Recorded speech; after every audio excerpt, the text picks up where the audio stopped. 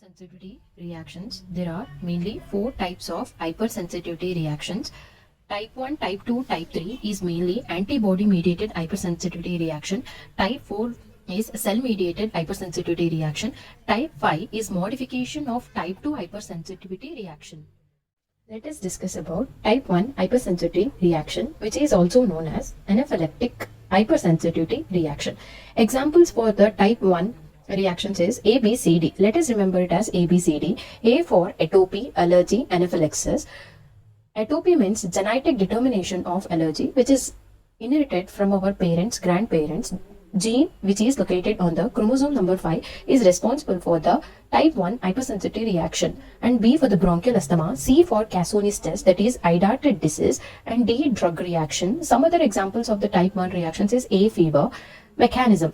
Initially, first exposure of antigen.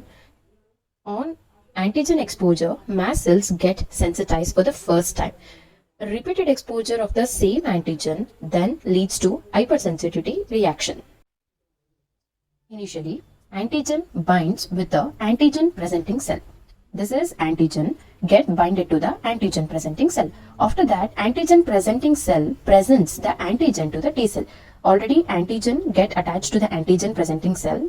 This gets activate the T cell. Activations of the T cell in that Th2 cell, that is T helper 2 cell, get activated and leads to productions of the three types of interleukins, that is interleukins 4, interleukins 5, interleukins 13. Interleukins 4 leads to productions of the Ig antibody, interleukins 5 leads to production of eosinophils, and interleukins 13 leads to mucus productions. And Ig antibody binds to the FcER1 receptor on the surface of the mast cell. This is the mast cell. The receptor which is present in the mast cell is FcER1 receptor. For that receptor, Ig antibody get binded present on the mast cell, leads to sensitization of the mast cell.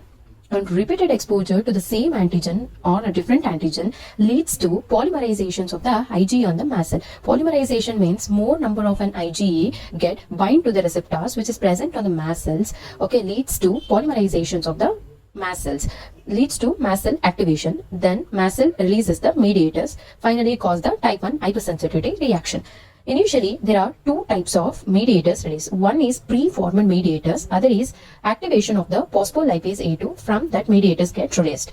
Initially, preformed mediators. What do you mean by preformed mediators? Means that is stored granules of the mast cells, that is histamine, enzymes, and the chemotactic factors, that is a complement factors, that is C3A, C5A. These are the preformed mediators that are stored granules of the mast cells.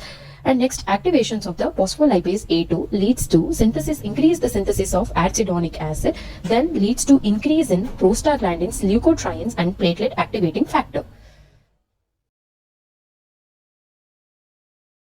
There are two phases in type 1 hypersensitivity reaction. One is immediate phase, other is late reaction. In immediate phase, they occur within the minutes after the exposure with the antigen and causes vasodilations, increase the vascular permeability, increase the mucus production. Late reaction occurs within the 2 to 24 hours after exposure of antigen, causes fibrosis, productions of inflammatory cells, and causes epithelial damage.